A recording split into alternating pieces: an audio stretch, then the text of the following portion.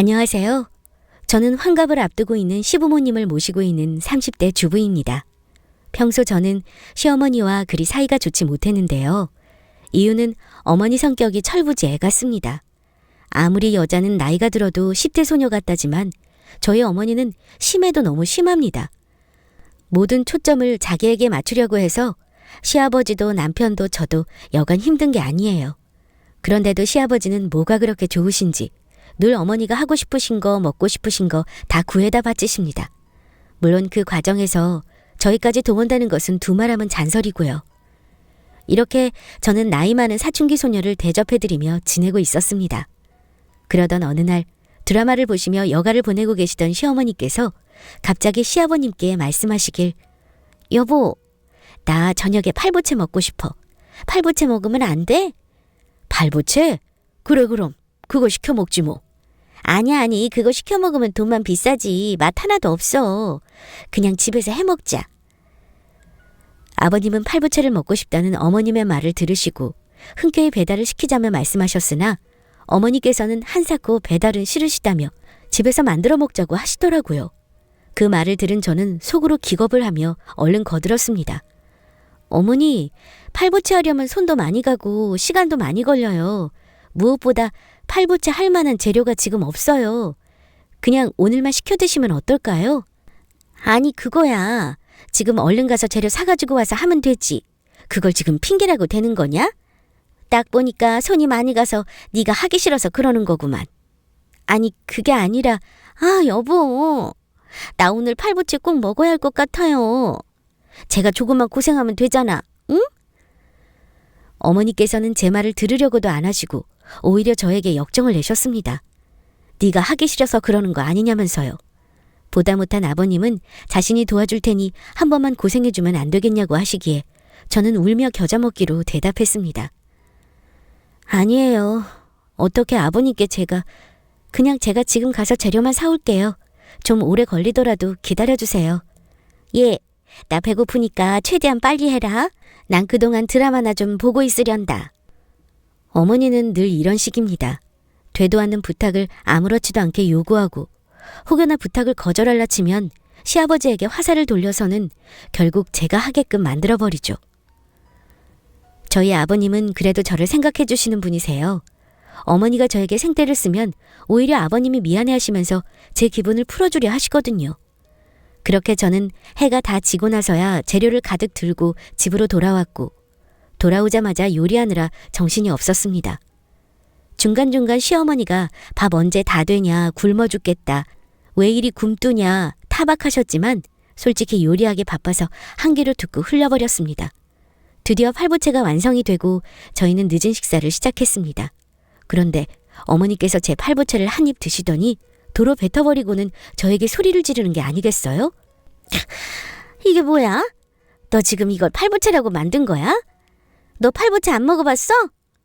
사람을 이 시간이 되도록 쫄쫄 굶겨놓고 지금 이따위 걸 먹으라고 내놓은 거야? 생각지도 못한 전개에 벙쪄있는 저에게 아버님은 맛있다며 계속해서 말하셨고 그마저도 못마땅한 어머니는 저를 팔보채도 한번 못 먹어본 사람으로 만들어버리시더군요. 결국 어머니는 팔보채를 새로 배달시키셨고 아버님은 저에게 미안하신 듯 말씀하셨습니다. 미안하다 아가. 저 사람 저러는 거 어디 한두 번이냐. 그냥 마음에 새겨두지 마. 아직 철이 안 들어서 그렇다. 저는 제가 만든 음식을 옆으로 밀어두고 배달 음식을 펼쳐먹는 시어머니의 배려라고는 눈꼽만큼도 없는 그 모습에 질려 소름이 돋았습니다. 이 사건이 끝나고 머지않아 집으로 귀가한 남편에게 하소연을 했더니 이 인간도 역시 자기 엄마는 원래 그런 사람이라며 며느리인 제가 참고 살아야 하는 것이라고 이야기하더라고요. 에이, 우리 엄마 뭐 원래 그런 분이시잖아. 당신 몰라? 그냥 당신이 이해해. 저 나이 먹도록 안 고쳐졌는데 당신이 열낸다고 고쳐지겠어? 당신이 그렇구나 하고 넘기는 게 당신한테 더 좋다고. 저는 남편의 뻔뻔스러운 말에 화가 치밀었고 쏘아붙이듯 말했습니다. 어머니가 원래 그런 분이시면 내가 다 참아줘야 해? 대체 언제까지 이러고 살게 할 거니? 넌 뭔데 자꾸 나한테 이해를 강요해? 그렇게 어머니에 대해서 잘 알면 당신이 며느리 해. 당신이 하루 종일 옆에 붙어 있으면서 그 비 다 맞춰주라고. 갑자기 왜 이래? 왜 나한테 불똥이 튀는 건데? 나 지금 하루 종일 일하고 지금 온 거거든? 근데 오자마자 당신한테 이런 소리 듣는 내 기분은 어떨 것 같은데? 며느리가 시모 비 맞추는 거 그거 남들 다 하는 거고 당연한 거잖아. 이제야 당신이 어떤 인간인지 알겠어. 그래, 모전자전이라고 그 엄마의 그 아들이지. 아주 쏙 빼닮았네. 내가 미쳤지. 이런 인간이 뭐가 좋아서 내가... 아까 전에 있었던 그 사건이 저에게는 너무나도 큰 스트레스로 다가왔고 이걸 어디 풀 데도 없었던 저는 그 스트레스를 남편에게 풀어버리고자 말을 꺼냈습니다. 무조건적으로 내 편을 들어주기는 바라지도 않았고 그저 제 마음에 개미만큼만이라도 공감을 해주었으면 했는데 되려 저에게 무조건적인 이해를 바라는 남편을 보고는 너무도 어이가 없어 이성적으로 말을 내뱉기가 안 되더라고요. 결국 저희 사이에 큰 언성이 왔다 갔다 했고 이것을 들은 시아버지가 들어와 말리는 탓에 어영부영 일단락 되었습니다. 물론 저랑 남편은 그 뒤로 한마디도 하지 않았습니다. 그렇게 그 일이 있고 난 후 며칠이 지나고 어머니께서는 갑자기 약속이 생기셨다며 들뜬 모습으로 짐 좀 싸달라고 제게 말하셨습니다. 갑자기 무슨 약속이요, 어머니? 어제까지만 해도 그런 말씀 없으셨잖아요. 내가 일일이 너한테 다 보고해야 되니? 오늘 갑자기 생긴 거야. 네 시아버지도 허락하셨으니까 잔말 말고 짐이나 싸라. 아니, 어딜 가시길래 짐까지 싸요? 오랜만에 동창회에서 1박으로 여행 가기로 했다. 이따 마지막 비행기로 제주도 가기로 했어. 그러니까 빨리빨리 짐 싸. 시간 없어. 정말 의외인 것은 어머니께서는 평소에 사교 모임 같은 곳에는 일절 나가시지 않는 분이세요. 밖을 나가는 것을 별로 좋아하시지도 않아서 맨날 집안에서만 여가를 즐기시고는 했는데 웬일로 동창 모임에 껴서 여행까지 간다 하시니 저로서는 무슨 바람이 불어서 저러실까 싶었어요. 그래서인지 저도 모르게 말에 꼬리를 물고 계속 묻게 되더라고요. 제주도요? 근데 어머니, 시국이 시국인데 위험하지 않을까요? 아무리 백신 맞으셨다고 해도 사람 많은 곳 가면 좀 그렇잖아요. 아니, 이게 왜 이렇게 말이 많아? 시아버지도 허락한 걸 네가 뭔데 자꾸 분탕질이야? 내가 제주도 간다니까 배 아파서 그러지? 아, 됐다. 너랑 이렇게 말씨름하느니 그냥 내가 싸고 말지 뭐. 어휴. 아니에요, 어머니. 그냥 제가 쌀게요. 어머니 이따 비행기도 타셔야 하니까 좀 쉬세요. 또 지난번처럼 제대로 안 하기만 해봐. 가만 안 둘 줄 알아? 갑자기 이렇게 번갯불에 콩 구워 먹듯 빠듯하게 떠나시려는 것을 보고는 정말 의아했지만 어머니가 여행 가시면 적어도 하루 정도는 자유로울 수 있으니 그것만으로도 가슴이 벅찼던 저는 별로 이상하게 여기지 않았습니다. 오히려 비행기 시간이 빨리 다가오기만을 손꼽아 기다렸죠. 어느덧 시간이 되어 어머니를 공항에 데려다 드리고 저는 어머니에게 꼭 지켜야 할 사항을 신신당부하며 거듭 이야기했습니다. 어머니, 꼭 마스크 쓰시고요. 사람 많은 데서는 절대 벗지 마세요. 손소독도 매번 해주시고요. 아이고, 알았다. 몇 번을 말하는 거냐? 내일 모레 내가 공항 도착하거든 전화할 테니 데리러 나와라. 늦지 않게 미리미리 와 있어. 네, 조심히 다녀오세요, 어머니. 드디어 나를 괴롭게만 하는 시모가 떠나고 저는 처음 느껴보는 해방감에 입이 찢어져라 웃음이 나왔습니다. 그 모습을 본 아버님은 멋쩍게 웃으시더라고요. 네가 그동안 네 시애미 때문에 많이 힘들긴 했나 보구나. 내 방해 안 할 테니 그 사람 없는 동안만이라도 푹 쉬거라. 저는 아버님의 말씀에 옳다구나 하며 들뜬 목소리로 말했습니다. 아버님, 오늘 저희 맛있는 거 시켜 먹을까요? 뭐 드시고 싶으신 거 없으세요? 맛있는 거? 옳지. 네 시애미도 제주도 가서 맛있는 거 상다리 휘어지도록 먹을 텐데 우리라고 그러지 말라는 법이 있나? 그래, 먹고 싶은 거 다 시켜라. 오늘 한번 배 터지게 먹어보자. 아버님의 허락이 떨어지고 저는 그야말로 폭주했습니다.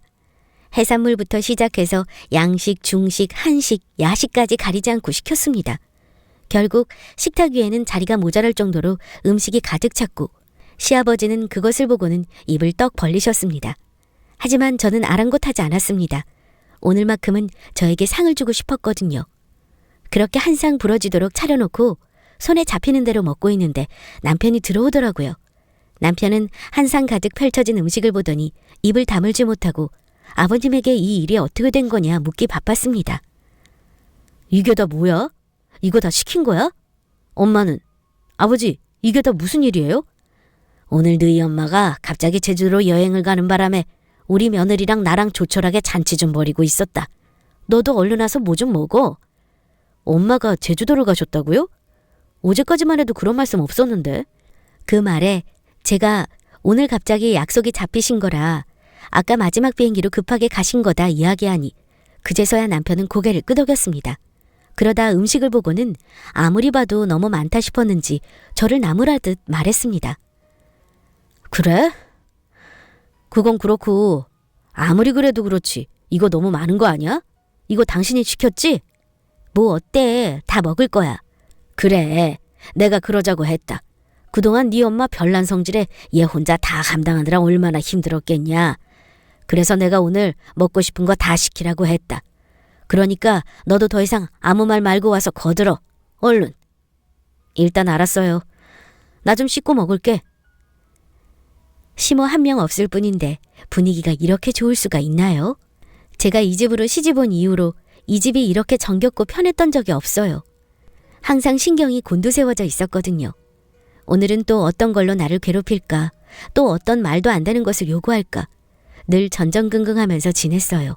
말했다시피 시모는 왈가닥하는 성격과는 달리 밖을 잘 나가질 않는 바람에 하루 종일 집에서 붙어 있어야 하니 더욱 끔찍했죠. 그랬던 제게 지금 같은 상황이 얼마나 꿈 같은 일인지 아무도 모를 거예요. 곧 남편까지 합세해서 우리는 좀 더 본격적으로 식사하는 것에 집중하기 시작했습니다. 먹을 것이 차고 넘쳤기 때문에 먹을 것 때문에 싸울 일도 없었고 서로가 무엇을 어떻게 먹든 전혀 신경 쓰지 않고 그야말로 정말 편하게 먹고 있었어요. 물론 먹으면서 간간히 이야기도 나누고요. 그렇게 한동안 화기애애한 분위기가 지속되어 갈 무렵에 시아버지께서 제게 사과를 하셨습니다. 그동안 옆에서 다 봤으면서 네 편 못 들어줘서 정말 미안하다. 많이 서운했지? 별 수 있나요? 아버님이라도 어머니 편 되어드려야죠. 저야 뭐 혼자서도 잘해요. 차마 저한테는 남편이 있잖아요 라는 말이 안 나오더군요. 말해봐야 전혀 도움이 안 되는 인간이라는 것을 저는 이미 뼈저리게 느꼈거든요. 그래서 그냥 두루뭉실하게 둘러댔습니다. 다행히 아무도 태클을 걸지 않더라고요. 잠깐의 침묵 끝에 아버님이 말을 이어가셨습니다. 저 사람은 처녀 때부터 저랬어. 친정에서 사랑을 듬뿍 받고 자란 바람에 모든 것이 자기 중심으로 돌아가는 것이 당연하다고 생각하는 사람이었지. 나도 처음에는 뭐 이런 게 다 있나 싶을 정도였으니까. 그 말을 들은 남편은 의아라는 듯 아버님께 묻더군요. 그런데 왜 엄마랑 결혼하셨어요? 글쎄, 정확히 말하면 희생적인 감정이 더 컸다. 저렇게 자기밖에 모르고 독불장군인 사람을 도대체 누가 데려갈까 하는 마음이 들었어. 한평생을 사랑 듬뿍 받고 자란 사람인데 나중 가서 아무도 자기를 택하지 않는다면 그 충격이 오죽할까 싶어서. 그렇게 생각하니 가엾더라고. 그래서 내가 총대를 매기로 했지. 나라도 저 사람을 계속 이쁨 받는 사람으로 남겨주어야겠구나 하면서. 아버님의 대답을 들은 남편은 뭔가 오묘한 표정을 지었고 이번엔 제가 아버님께 물었습니다. 혹시나 후회하거나 그러진 않으셨어요? 왜 안 했겠냐. 나도 사람인데. 당연히 많이 했지. 무슨 놈의 정의감이 불타서 내가 저런 것을 데려왔을까. 괜히 팔자에도 없는 오지랖을 부리다가 고생길만 훤히 열렸네 하면서. 처음에는 그래도 자식이 생기면 엄마가 되면 좀 나아지겠지 기대했고 그 다음엔 자식놈이 장가를 가면 좀 나아지겠지 했지. 근데 여전히 저 모양이니 내가 우리 아가 볼 낯이 없다. 나조차도 기가 빨릴 때가 여러 번인데 너는 오죽하겠니? 시아버지는 정말로 미안한 표정을 지으셨고 저는 그런 시아버지의 손을 잡아드리며 말했습니다. 어쩌겠어요. 이미 이렇게 되어버렸는걸요. 그래도 아버님이라도 제 마음을 알아주셔서 너무 다행이에요. 사실 어머니만 생각하면 정말 막막한데 그래도 제가 여기서 버틸 수 있었던 건 다 아버님 덕분이에요. 아버님이 이렇게 제 생각 해주시고 가끔 제 편도 들어주셔서. 우리 같이 힘내요, 아버님. 이날 저는 아버님이 얼마나 마음이 깊으신지를 깨달았답니다. 본인은 희생정신으로 어머니를 데리고 산다고 하셨지만 어떻게 사람이 100% 희생으로만 다 맞춰주고 살겠어요. 다 사랑하니까 견디는 거겠죠. 그날은 그렇게 모처럼 꿈 같은 날이 지나갔습니다. 시간은 왜 이리 야속한지 어느덧 시어머니가 돌아오는 날이 되었고 저는 불이 나게 어머니를 모시러 갔습니다. 어머니는 집에 도착하자마자 불평을 늘어놓더군요. 아유, 하필이면 비가 와가지고 아무것도 못했어. 짜증나 죽겠다니까. 내가 숙소 구경하자고 거기까지 갔나? 요즘 날씨가 오락가락 하잖아요. 모처럼 가신 건데 많이 속상하셨겠다. 뭐라도 드시겠어요?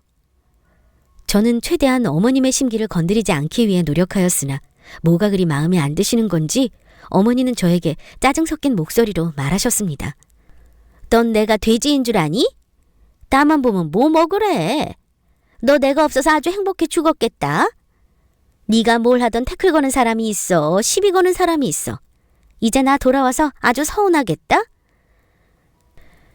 저는 순간적으로 할 말을 잃었지만 가출하려는 정신을 부여잡고 가까스로 어머니에게 드시고 싶은 것이 있으면 준비하겠다 이야기했고 어머니는 아이스크림이 먹고 싶다는 말을 하며 저녁 때까지 좀 자야겠다 하시고는 깨우지 말라는 말과 함께 방문을 쾅 닫고 들어가셨습니다. 저는 아버님과 이야기했던 것을 잊지 않고 마음 깊이 새겨놓고 어머니가 저에게 스트레스를 주실 때마다 생각하며 마음을 가라앉히기로 했어요. 이제는 뭔가 확실한 내 편이 적어도 한 명은 있다고 생각하니 전처럼 마냥 막막하고 그러진 않더라고요. 저는 언제 자유를 누렸냐는 듯 빠르게 일상으로 복귀했고 한 가지, 전보다 더욱 저를 피곤하게 하는 것이 생겼는데요. 바로 어머니의 식성이었습니다.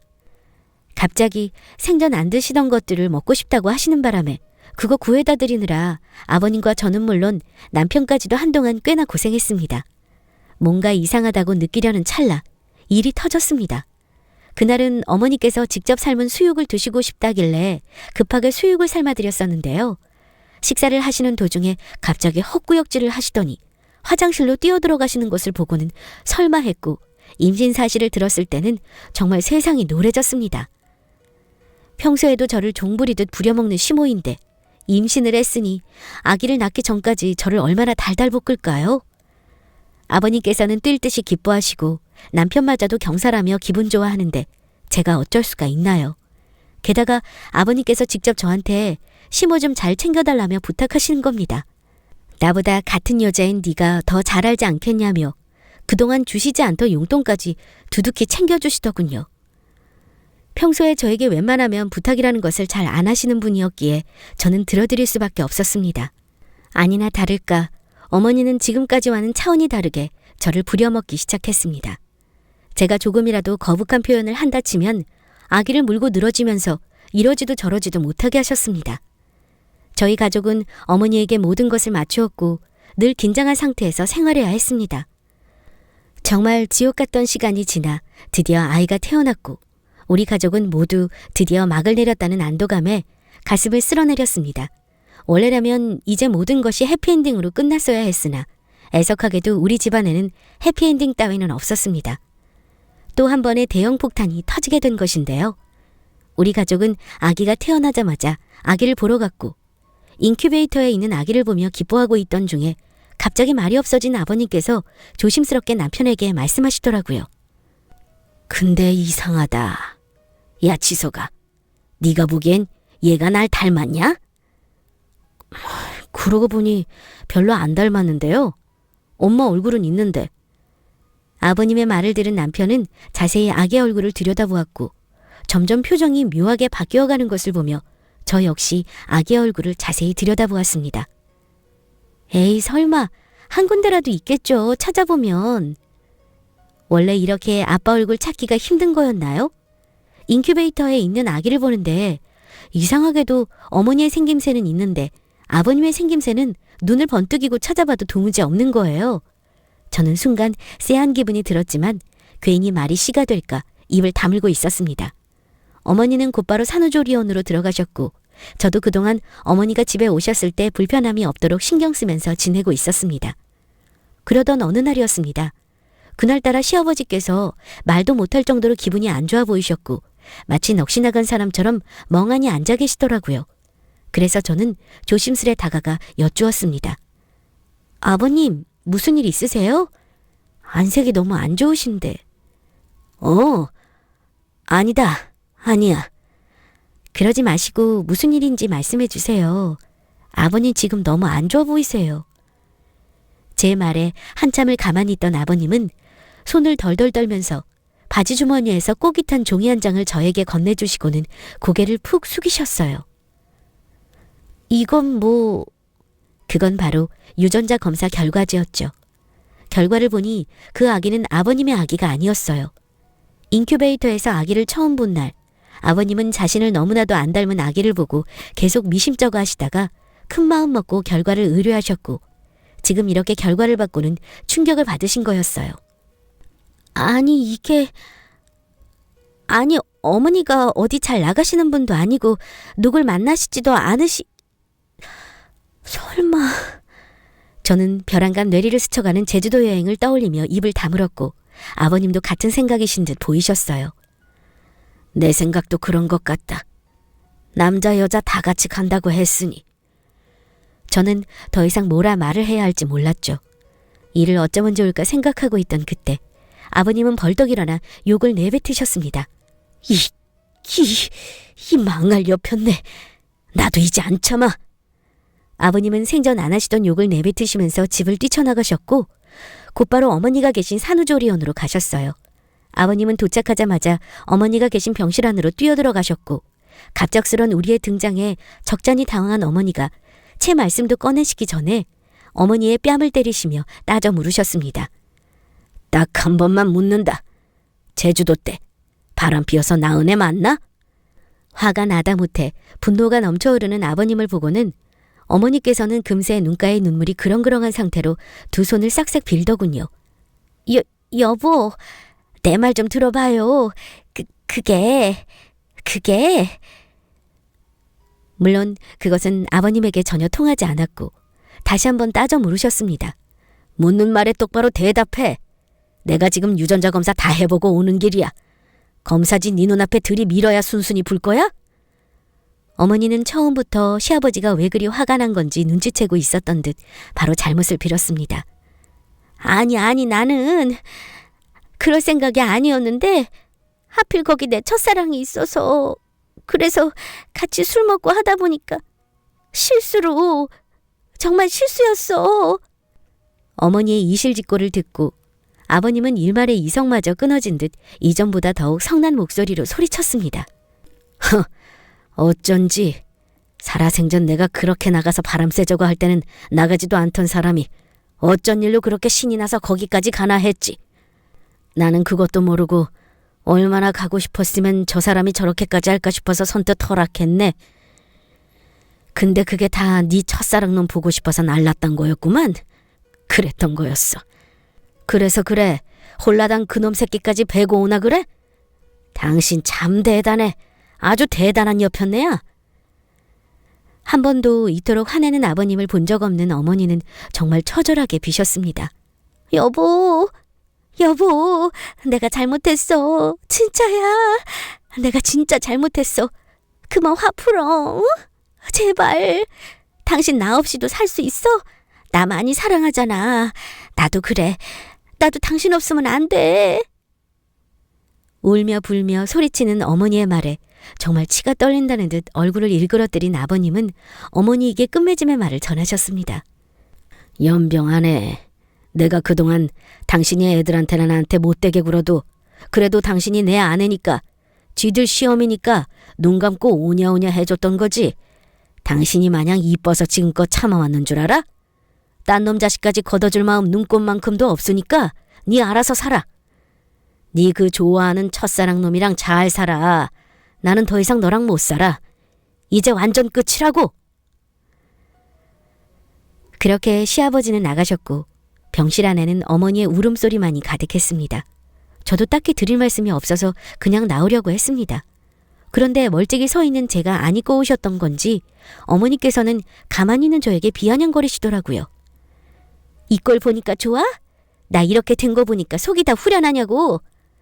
너는 며느리라는 게 어쩜 그렇게 입 꼭 다물고 서 있니? 네 시아버지가 저렇게 화내시면 옆에서 좀 말려야 하는 거 아니니? 어쩜 너는 시집와서 어느 하나 제대로 하는 게 없어. 얼른 가서 네 시애비 좀 데리고 와라. 응? 그래도 네 말은 잘 들으시잖아. 네가 가서 나 좀 용서해주라고 해. 네가 부탁하면 못 이기는 척 들어주실 거야. 얼른 가서 말해. 얼른! 저는 시어머니의 이 말 같지도 않은 말을 듣는 순간 마지막 이성마저도 끊어지고 말았습니다. 그래서 지금껏 쌓아왔던 모든 감정을 담아 소리쳤어요.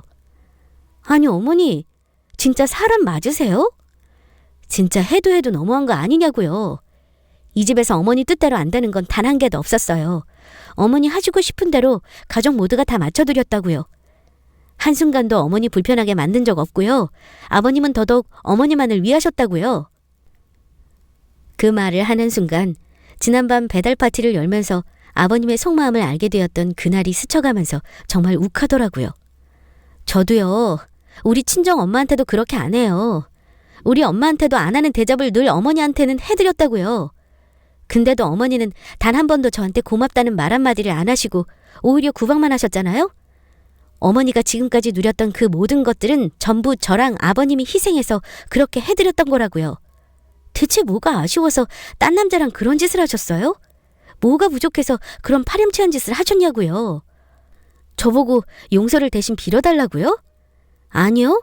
죽어도 싫은데요?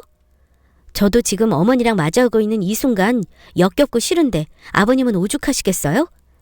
괜히 선량한 우리 아버님 발목 잡지 마시고 이제 그만 놔주세요. 저는 죽어도 어머니 편 들어드릴 생각 없습니다. 저는 소리 지르는 어머니를 뒤로하고 그곳을 빠져나왔습니다. 그제서야 아버님이 퍼뜩 생각이 나서 건물 밖으로 나가니 아버님께서는 병원 앞 벤치에 앉아서 울고 계시더라고요. 저는 안쓰러운 마음에 슬며시 다가가 옆에 앉았습니다. 아버님, 이제 됐다. 이제 됐어. 다 끝내면 그만인 거야. 난 괜찮다. 저 사람과 나는 인연이 아니었던 거야. 인연이 아니면 끊어내면 된다. 괜찮으시겠어요? 나도 할 만큼 했어. 이제 더 이상은 나 혼자 참기도 싫다. 저 사람은 저 사람 인생 살고 나는 내 인생 살고 그래야지.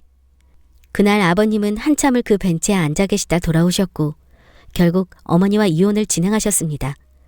어머니는 죽어도 이혼만은 안 된다며 버티셨지만 아버님의 태도는 너무나 단호하셨고 저도 제 남편도 어머니의 편을 절대 들어주지 않았습니다. 뒤늦게 이 사실을 전해들은 남편은 어머니에게 가진 정이 다 떨어졌다며 그대로 전화해서 노발대발하고는 자신의 엄마라는 사람이 이리도 미천한 사람인 줄 몰랐다며 그동안 고생 많았다고 저에게 사과를 하더군요. 그 소리를 들으니 이제 진짜 모든 것이 끝났다는 생각이 들었습니다. 이혼 후에 아버님은 그동안 가꾸지 않았던 자신 스스로를 가꾸시며 취미생활도 가지시고 여기저기 다니시면서 시간을 보내고 계십니다. 또 아버님께서는 현재 마음씨 고운 새 사랑도 만나 같이 맛있는 것도 먹으러 다니시고 가끔은 놀러도 다니시면서 하루하루 새로운 나날들을 지내고 계세요. 몇 년을 그렇게 지옥 속에서 살았는데 이제는 그때의 일이 기억조차 잘 나지 않습니다. 아버님도 저도 저희 남편도 지금은 너무 행복하게 잘 지내고 있거든요. 길고 긴 제 사연 지금까지 들어주셔서 정말 감사합니다.